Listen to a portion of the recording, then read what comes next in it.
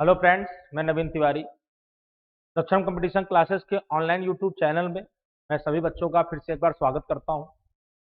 आज हम लोग भारतीय संविधान के जो नेक्स्ट क्वेश्चन थे, जिनको हम लोग ने फर्स्ट क्लास में हमने जितने भी क्वेश्चन थे उनको हमने जब सॉल्व कराए थे, तो अप्रॉक्सीमेट मैंने 11 क्वेश्चन उसमें क्या कराए थे, सॉल्व कराए थे, जो हमारे आने वाले सभी एग्जामिनेशनों के लिए क्या है, वेरी वेरी मोस्ट इंपॉर्टेंट थे। मैंने कहा था ये बेसिक क्वेश्चन है, इन बेसिक क्वेश्चनों को हम लोग बहुत अच्छी तरीके से क्या करेंगे भैया, समझेंगे।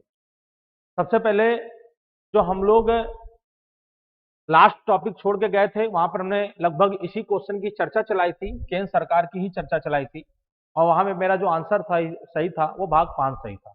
उसी से रिलेटेड ये भी एक क्वेश्चन है, बस क्वेश्चन को चेंज किया गया है, आंसर दोनों के क्या होंगे भैया, सेम होंगे। क्वेश्चन क्या था, जो 12वां क्वेश्चन, उसका क्वेश्चन क्या है उसके बारे में समझते हैं कि भारतीय संविधान के किस भाग में केंद्र सरकार का उल्लेख किया गया है। मैंने समझाया था पिछली क्लास में कि भाग 5 में हम लोगों ने केंद्र सरकार का उल्लेख किया है, और भाग 6 में हम लोगों ने राज्य सरकार का उल्लेख किया है। ये लास्ट क्लास में हम लोगों ने क्या की थी, इस पर चर्चा की थी। थोड़ी इसकी डिटेल्स और भी समझेंगे कि जो भाग 5 है, ये भारतीय संविधान के भाग 5 में जो केंद्र सरकार है, वो अनुच्छेद 51 से 151 के मध्य में क्या किया गया है बेटा, उल्लेखित किया गया है। कहां से कहां तक उल्लेखित किया गया है, 51 से 151 के मध्य में। सेंट्रल गवर्नमेंट चाहे राष्ट्रपति हो, चाहे उपराष्ट्रपति हो, चाहे आपका हमारे यहाँ प्रधानमंत्री और मंत्री परिषद हो, चाहे वो सीएजी हो, या हमारे यहाँ सर्वोच्च न्यायालय हो, इन सब चीजों की चर्चा किसमें की गई, भाग 5 में की गई है। इसका उल्लेख भारतीय संविधान के अनुच्छेद 51 से 151 के मध्य में है। ठीक, इसके बाद हम लोग चलते हैं, जो इसका आंसर देखते हैं, वो आंसर क्या होना चाहिए, इसका राइट आंसर होना चाहिए बी पार्ट, जिसमें आंसर लिखा हुआ है भाग 5। क्या लिखा हुआ है, भाग 5। तो इसका राइट आंसर क्या होगा बेटा, बी नंबर। क्या होगा इसका आंसर सही भैया, भाग 5। इसके बाद हम लोग नेक्स्ट क्वेश्चन देखते हैं। लिखा हुआ है भारतीय संविधान के किस भाग में, अभी मैंने जस्ट थोड़ी देर पहले चर्चा चलाई कि भारतीय संविधान में जो राज्य सरकार का उल्लेख है, वो भारतीय संविधान के भाग किसमें किया गया है बेटा, 6 में किया गया। किसमें किया गया है, 6 में किया गया है। तो हमने थोड़ी देर पहले जो चर्चा चलाई कि जो भाग 6 में जिन चीजों का उल्लेख है, वो भारतीय संविधान के किस अनुच्छेद से किस अनुच्छेद के मध्य में था, भाग 5 बताया। यहाँ पर मुझे बताना है किस अनुच्छेद से किस अनुच्छेद के मध्य में है, तो 152 से लेकर आर्टिकल 237 के मध्य में इसमें क्या किया गया है बेटा, उल्लेखित किया गया है। तो कोई पूछे आप लोगों से कि भाग 6 में किस अनुच्छेद से किस अनुच्छेद के मध्य में इसमें क्या क्या चीजें आती हैं, तो आर्टिकल याद रखेंगे, 152 से लेकर 237 तक हम लोग याद रखेंगे। ठीक, सबसे पहले इंपॉर्टेंट तो यही है कि भाग 6 में किस अनुच्छेद से किस अनुच्छेद, 152 से लेकर 237। आपको 237 आर्टिकल ध्यान आया होगा, ये हाई कोर्ट से संबंधित है। किससे संबंधित है, हाई कोर्ट से संबंधित है। ठीक, इसकी स्टार्टिंग कहां से होती है, राज्यपाल से। कहां से होती है, और राज्यपाल हो गया, हाई कोर्ट हो गया, विधानसभा हो गई, विधान परिषद हो गई, मुख्यमंत्री हो गया, इन सब की चर्चा, एक नाम सुना होगा आप लोगों ने, एडवोकेट जनरल का भी नाम सुना होगा, वो भी इसी का ही पार्ट है, ध्यान रखिएगा। तो कुल मिला के कहने का मतलब है कि राज्य से संबंधित जितनी भी जानकारियां हैं, वो भारतीय संविधान के 152 से 137 है, और इसका उल्लेख भारतीय संविधान के भाग 6 में किया गया है। तो इसका सही आंसर क्या होगा बेटा, सी पार्ट। आंसर नंबर क्या होगा भैया, भाग 6। नेक्स्ट क्वेश्चन देखते हैं भैया। बहुत अच्छा क्वेश्चन है, इसको बहुत ध्यान से समझना है। क्या लिखा हुआ है, भारतीय संविधान के भाग 22 में जो संविधान के गठन के समय था, जो हमारे यहाँ भाग 22 था, वो संविधान के गठन के समय उसे रखा गया। तो उसके बाद उनमें से हटाया गया एकमात्र भाग है, इनमें से ऐसा कौन सा भाग है जिसको हम लोगों ने क्या किया है भैया, हटाया है। तो इसके बारे में सबसे पहले ये चीज समझते हैं कि भाग 5 भाग 6 की तुम लोग ने चर्चा चलाई ली थी। इसका जो आंसर होगा वो पहले समझ लेते हैं। क्या आंसर होगा, इसका आंसर होगा सी नंबर, भाग 7 सही होगा। क्या सही होगा, भाग 7। इस बेटा जो भाग 7 है, ये भाग 7 क्या है, इसके बारे में सबसे पहले हम लोग क्या करेंगे, चर्चा चलाएंगे। हुआ क्या, जब पहली अनुसूची थी, पहली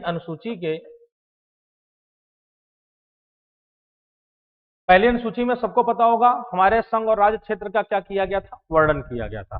उसके बाद भाग 6 में ही आपको यह भी क्लियर होना चाहिए कि जो भाग 6 है, उसमें हम लोगों ने क्या किया है, जो अनुसूची संख्या भाग मतलब अनुसूची संख्या 1 के जो भाग बी है, उसका कौन सा पार्ट है, उसमें भाग बी है, और जो भाग बी के जो राज्य थे उनको क्या किया गया, इससे क्या कर दिया गया भैया, भारतीय संविधान के उनमें से हटाया गया एकमात्र भाग है, भाग तो उसका आंसर 7 सही है, लेकिन इसमें भाग बी के जो राज्य थे उन्हें क्या किया गया, इससे अलग किया गया। इसको भारतीय संविधान के अनुच्छेद 238 में क्या किया गया है, उल्लेखित किया गया। क्या किया गया है, 238 में क्या किया गया है, उल्लेखित किया गया। तो भारतीय संविधान के किस अनुच्छेद में से उल्लेखित किया गया था, 238। और वर्तमान में इसे हम लोगों ने भाग 22 में से संविधान के गठन के समय था, लेकिन उसके बाद इसे एकमात्र भाग के रूप में क्या कर दिया, हम लोगों ने हटाने की चर्चा चलाई। इसमें क्या रखा गया है, पहली अनुसूची के भाग बी के जो राज्य हैं इनका उल्लेख अनुच्छेद 238 में है, बस उसी के बारे में क्या की गई, यहाँ पर चर्चा की गई है। इसका राइट आंसर क्या होगा बेटा, सी पार्ट। भाग कौन सा होगा भैया, तो भाग क्या होगा भैया, 7। क्या होगा भैया, 7। Next question. क्वेश्चन आया कि भाग 8 में क्या लिखा, भारतीय संविधान के भाग 8 में किसका उल्लेख किया गया है। बहुत अच्छा क्वेश्चन है कि भाग 8 में किसका उल्लेख किया गया है। तो बहुत, जैसे हम लोग अभी भाग 7 या 6 पढ़ के आए, 7 को हटाया गया, 6 में राज्य की चर्चा चलाई गई, वैसे भाग 8 में किसकी चर्चा चलाई गई है। तो भाग 8 में याद रखिएगा, जब भी क्वेश्चन आ जाए तो याद रखिएगा केंद्र शासित प्रदेश का इसमें क्या किया गया है बेटा, उल्लेख किया गया। किसका उल्लेख किया गया है, केंद्र शासित प्रदेश का। दूसरी चीज, भाग अगर 8 की चर्चा चलाता है और इसमें कहीं बाई चांस क्या पूछ देता है, आर्टिकल पूछ देता है। क्या पूछ देता है, आर्टिकल। तो आर्टिकल आता है अनुच्छेद 239 से 242। इसमें आता है भैया अनुच्छेद 239 से 242। क्या आता है, अनुच्छेद 239 से 242। तो इसका राइट आंसर क्या होगा कि भाग 8 में क्या है, केंद्र शासित प्रदेशों की चर्चा चलाई गई है। किस अनुच्छेद से किस अनुच्छेद के मध्य में से उल्लेखित किया गया है, अनुच्छेद 239 से लेकर 242। इसमें ये पूरी जानकारी आपको आगे जब हम लोग टॉपिक पढ़ेंगे या और अच्छी जो हम लोग आगे जो इससे अच्छे जो क्वेश्चन लाएंगे, जब हमारा ये सीट पूरी सॉल्व हो जाएगी और जब नेक्स्ट सीट हम लोग लेके आएंगे लेवल 2 पे, तो ये सब चीजों से संबंधित आपको क्या होंगे, अनुच्छेद 239 में क्या आता है, 240 में क्या आता है, 41 में क्या आता है, 42 में क्या आता है, किस तरीके से हर केंद्र शासित प्रदेशों में एक हाईकोर्ट होनी चाहिए, कहाँ कहाँ उसकी हाईकोर्टें बनाई गई हैं, हर एक केंद्र शासित प्रदेशों में जो उसका मैनेजमेंट होता है, जैसे राज्यों के अंदर राज्यपाल देखता है, ऐसे कुछ केंद्र शासित प्रदेश हैं जहाँ का मैनेजमेंट उपराज्यपाल देखता है, कहीं पर कौन देखता है, प्रशासनिक अधिकारी देखता है, कहीं कौन देखता है, मुख्य प्रशासनिक अधिकारी देखता है। राष्ट्रपति का केंद्र शासित प्रदेशों में क्या रोल होता है, किस तरह वो राष्ट्रपति के माध्यम से किस तरह केंद्र शासित प्रदेश गठित किए जाते हैं, क्या संसद का रोल होता है, कैसे वहां विधानसभाएं बनाई जाती हैं, कैसे किसी केंद्र शासित प्रदेश में विधानसभा को खत्म किया जा सकता है, बनाया जा सकता है। जैसे दिल्ली का नाम सुना होगा आप लोगों ने, वहां के क्या है भैया, विधानसभा है। पांडुचेरी का नाम सुना होगा, वहां भी क्या है, विधानसभा है। अभी लेटेस्ट में आपने सब लोगों ने नाम सुना होगा जम्मू कश्मीर, वहां भी क्या किया जा रहा है, विधानसभा का गठन किया। ये सब पूरी बातें हम लोग स्पेशली जब हम लोग भाग 8 की चर्चा चलाएंगे तो हम आपको एक बाई एक पार्ट मतलब भाग 1 उसकी पूरी डिटेल, भाग 2 उसकी पूरी डिटेल, मैं एक एक भाग की आपको क्या दूंगा बेटा, आने वाली वीडियो में क्या दूंगा, मैं आपको उसकी जानकारी दूंगा। अगला क्वेश्चन देखते हैं, भारतीय संविधान के किस भाग में केंद्र शासित प्रदेश, फिर देखिए भाई क्वेश्चन आ गया है। बस क्या है, ये रिपीट क्वेश्चन मैं इसलिए करा रहा हूं बार बार कि आपके दिमाग से आंसर उसका क्या नहीं होना चाहिए, ओझल नहीं होना चाहिए। हर बार जब हम लोग एक ही क्वेश्चन को 3-3 बार सॉल्व करेंगे तो हर क्वेश्चन का जो आंसर होगा वो हमारे दिमाग के अंदर बिल्कुल क्या होना चाहिए भैया, स्ट्राइक करते हुए बिल्कुल दिमाग के अंदर सेट हो जाना चाहिए। तो इसका सेम वही आंसर होगा, और आंसर क्या होगा बेटा, भाग 8। क्या सही होगा, आंसर क्या बेटा होगा, भाग 8। अगला क्वेश्चन देखते हैं, अच्छा क्वेश्चन है, भारतीय संविधान के किस भाग में पंचायती राज व्यवस्था का उल्लेख किया गया है। ध्यान रखिएगा, पंचायती राज व्यवस्था का जब भारतीय संविधान में उल्लेख किया गया तो आपको सबको पता होना चाहिए कि हम लोग हमारे यहाँ एक पहला संविधान संशोधन कराया गया, और पहले संविधान संशोधन के तहत हम लोगों ने पंचायती राज व्यवस्था को अनुसूची संख्या 9 में क्या किया भैया, सॉरी अनुसूची संख्या 11 में क्या किया, हम लोगों ने जोड़ा, जिसको हम लोगों ने किस भाग का पार्ट बनाया, भाग 9 का पार्ट बनाया। किसका पार्ट बनाया, भाग 9 का पार्ट बनाया। आपको सबको पता होना चाहिए कि जो हमारे यहाँ भाग 9 है, इसमें अनुच्छेद 243 में इसका क्या किया गया है बेटा, उल्लेख किया गया। किसमें अनुच्छेद में उल्लेख किया गया है, 243 में इसमें क्या किया गया है, उल्लेख किया गया है।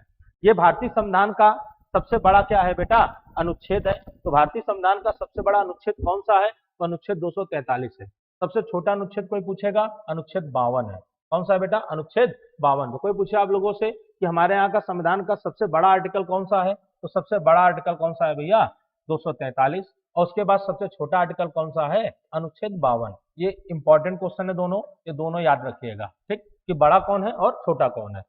इसके बाद इसी में थोड़ी सी और डिटेल दूंगा कि पंचायती राज व्यवस्था को जब भारत देश के अंदर गठित किया गया, तो आपको मैं बताना चाहूंगा कि पंचायती राज व्यवस्था के 3 पार्ट होते हैं। कितने पार्ट होते हैं? 3 पार्ट। इसमें से एक होता है ग्राम पंचायत, एक होता है बेटा क्षेत्र पंचायत,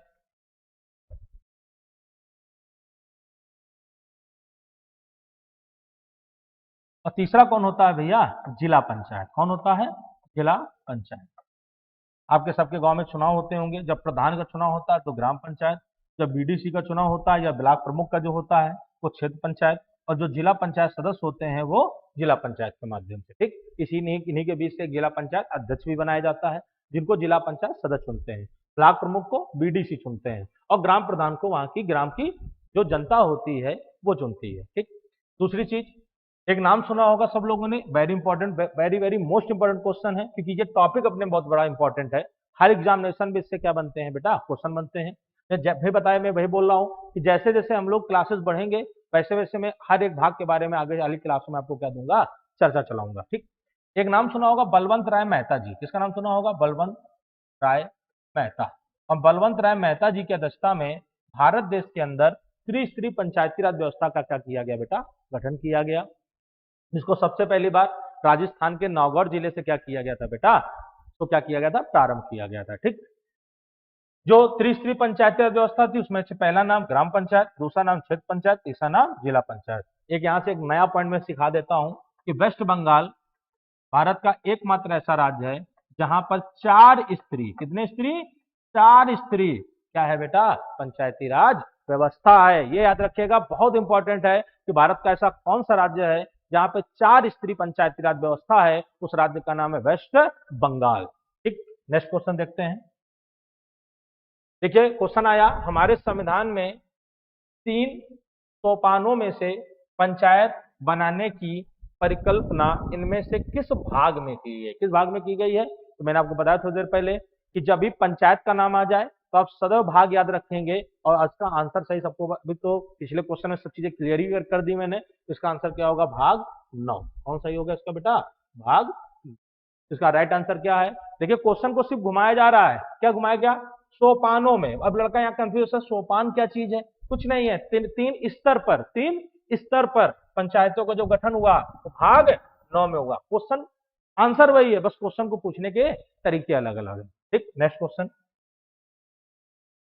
भारतीय संविधान के किस भाग में नगर पालिका? बहुत इंपॉर्टेंट क्वेश्चन ये भी है।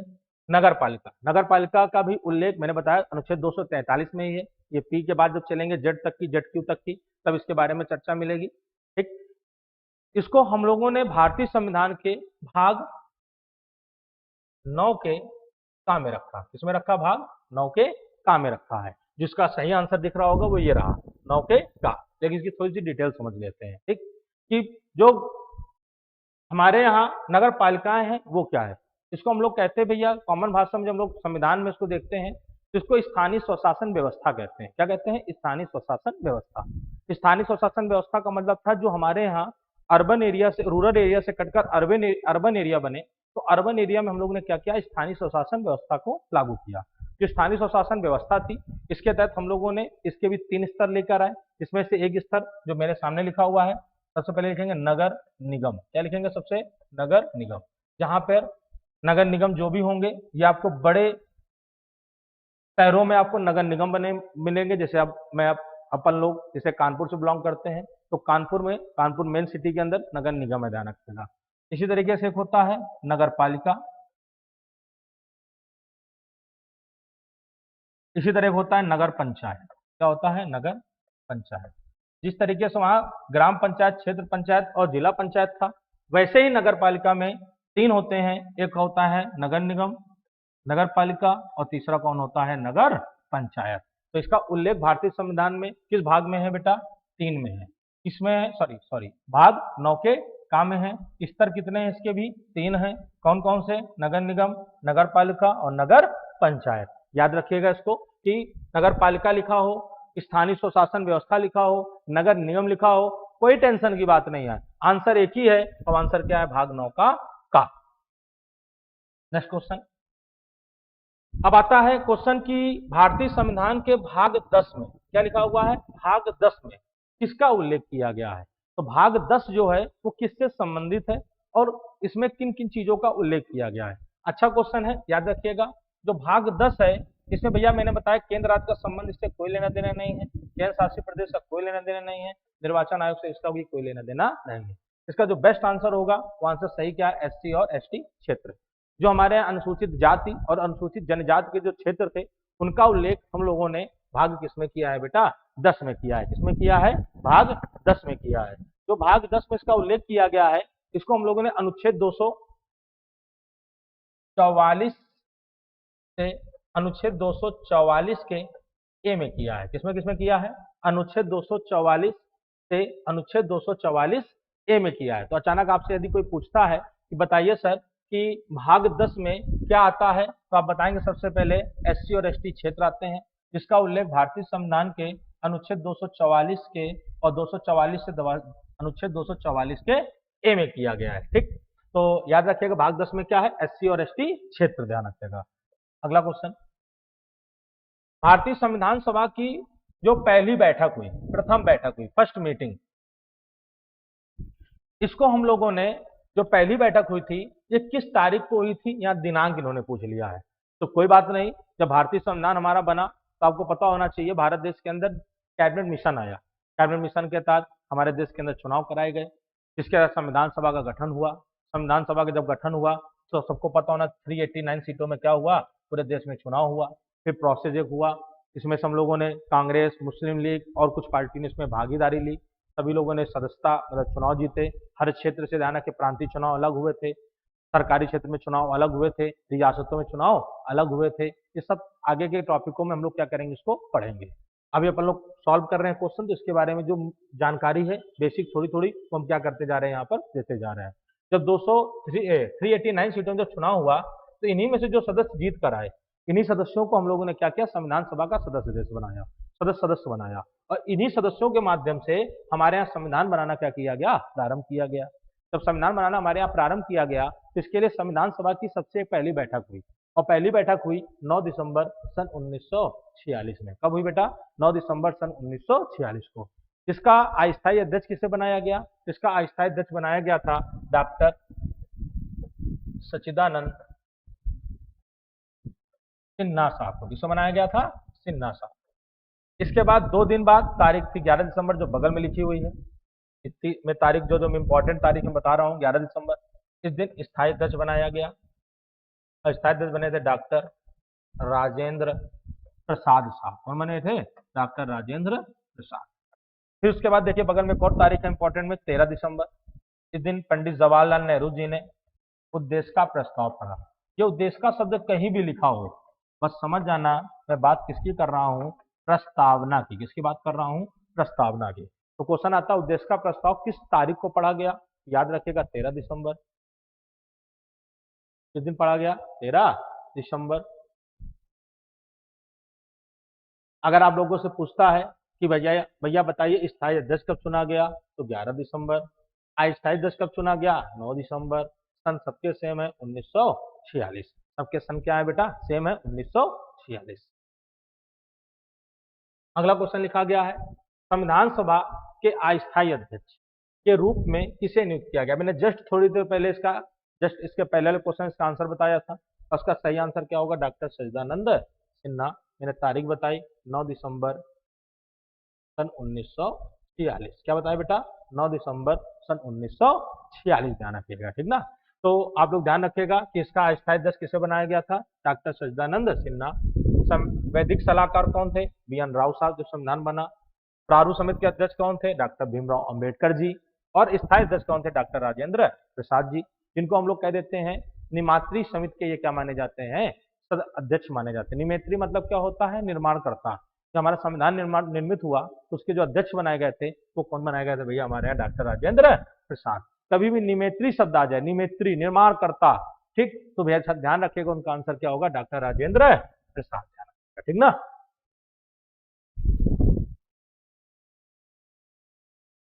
ठीक। तो ये क्या हो गया भैया, डॉक्टर राजेंद्र प्रसाद जी क्या हो गया हमारे भैया, निमेत्री या स्थायी अध्यक्ष हो गए। ठीक। तो आज हम लोग लगभग हम लोगों ने 12 से 13 क्वेश्चन आगे की सीटें और सॉल्व कर लिए। नेक्स्ट वीडियो आपको नेक्स्ट क्लास में मिलेगा। सभी मित्रगण जितने भी हमारे यूट्यूब चैनल से जुड़े हैं या नहीं भी जुड़े हैं, वो लोग सबसे पहली बार क्या करेंगे, हमारे चैनल को सब्सक्राइब करेंगे। प्लस टेलीग्राम चैनल जो अपना है वो दक्षिणम क्लासेस के नाम से है। उस क्लासेस दक्षिणम क्लासेस में जाकर सबसे पहली बार टेलीग्राम चैनल को आप लोग ज्वाइन करिए, और ज्वाइन करने के बाद जितने भी नोटिफिकेशन, जितने भी इंपॉर्टेंट सीट्स हैं, वो आपको सबको टेलीग्राम चैनल के माध्यम से क्या होती रहेगी, प्राप्त होती रहेगी। और जो भी नोटिफिकेशंस हैं वो सब आपको उन्हीं के माध्यम से क्या होते रहेंगे, प्राप्त होंगे। जो भी दक्षिणम कंपटीशन क्लासेस में जो भी नए बैच चलेंगे, पुलिस का हो, एसएससी का हो, इंडियन एयरफोर्स का हो, एनडीए का हो, या अदर कोई भी बैचेस होता है, वो आप सब की सब जानकारियां आपको टेलीग्राम चैनल में क्या होंगी भैया, प्राप्त होंगी। मैं इसी के साथ अपने वीडियो का समापन करता हूं। जय हिंद, जय भारत।